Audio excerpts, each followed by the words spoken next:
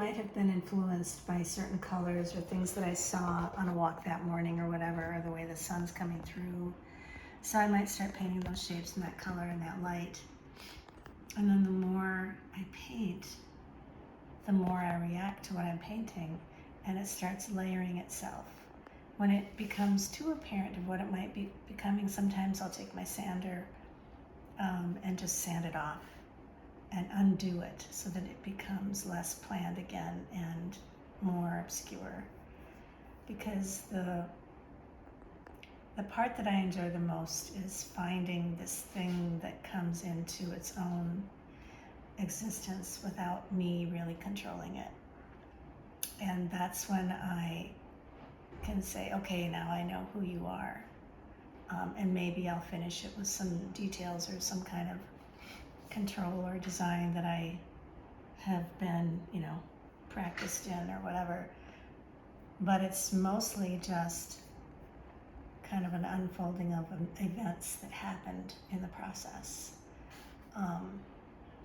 And then when it's finished, I title it. And the title to me is really important. The studies and the transitional pieces aren't really titled because those are more like, that's more like process work, and I don't really title things that I don't consider, a finished piece. But the title is important because, especially for the viewer, because when they see the painting and they read the title, it gives them a little jumping off point to say, oh, I get that, and then they can take it a step further and see how that relates to their life. But I just had a piece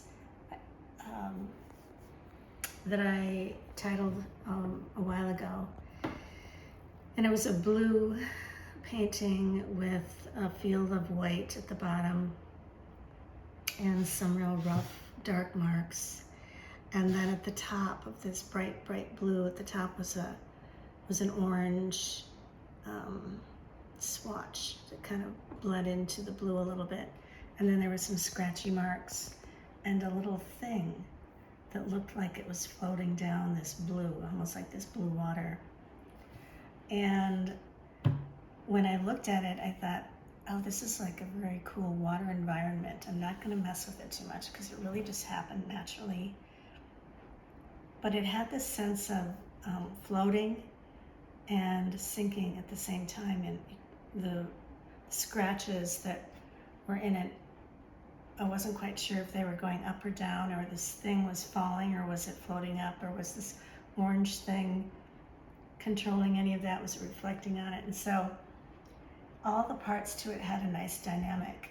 So when I sat down with it at the end and I titled it Sinking to the Top, because it was kind of a dichotomy of movement and not quite sure of what it was doing, but we knew that it was moving, and we knew that it had a purpose. So anyway, it's fun to title the paintings and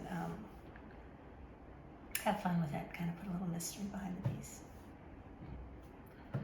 And this was your studio for 4 years, 5 years? This building, yes, it's now very much cleaned up into a new purpose, was my studio for actually 16 years.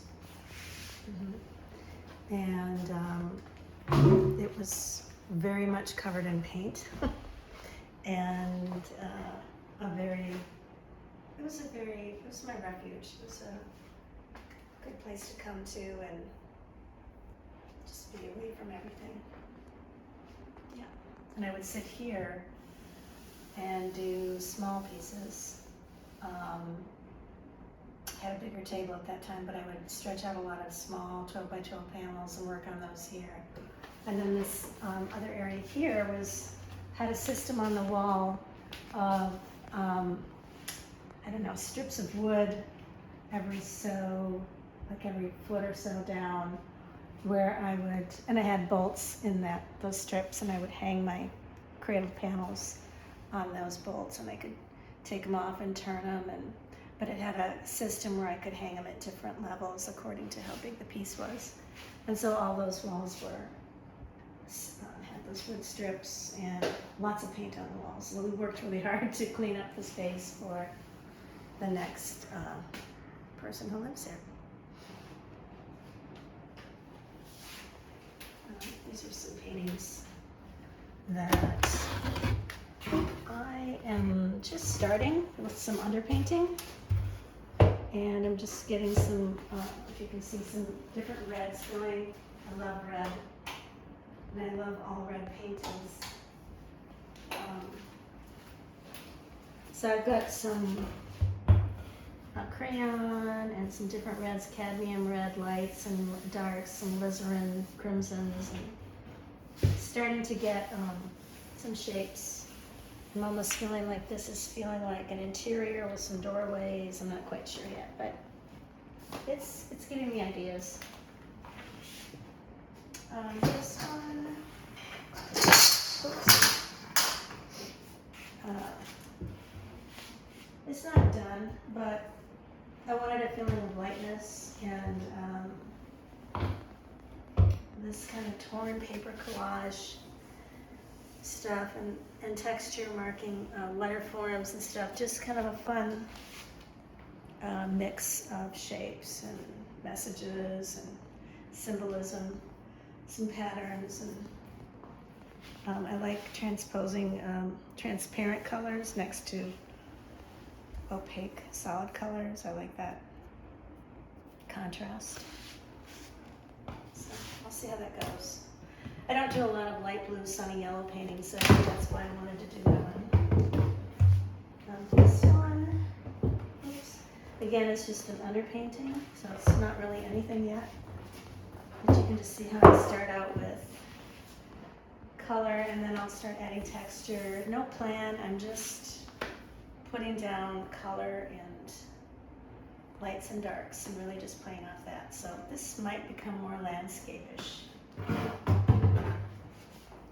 And this one actually, I think is going to be a landscape. My goal on this one was to not use any white. So I'm using really rich, pure color, and it's a dark piece, but it's got, I think, a lot of richness, and I'm finding out that not using white, which, like for instance, that has a lot of white mixed in with the colors. But when you see it like this, there's just a richness and a depth that comes through without the white. So I'm just, again, more experimenting. I like to experiment with color.